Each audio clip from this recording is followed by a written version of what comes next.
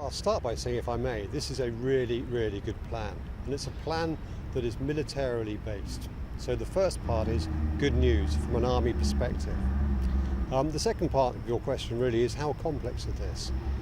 What we're really seeing here is the beginning of an end of an era, if you like. 7 decades service in Germany coming to an end.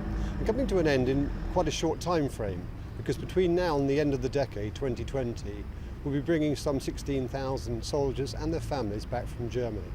And of course, in many ways, that represents a challenge.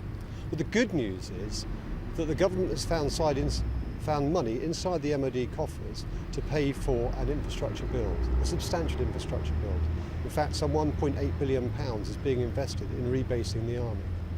It isn't just Germany. There will be people having to make moves in the UK. You've got bases like Howe Barracks in Canterbury closing down. How many people are going to be disrupted by that?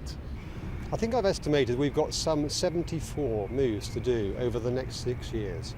Half of those involve capital infrastructure spend, and that's new accommodation blocks for soldiers, new houses for families, or technical accommodation for units who are moving.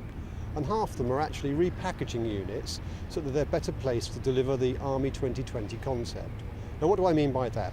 Take a unit, for instance, that needs to move to the north of England to pair with their TA unit. Take another unit who needs to move back to their regular recruiting zone.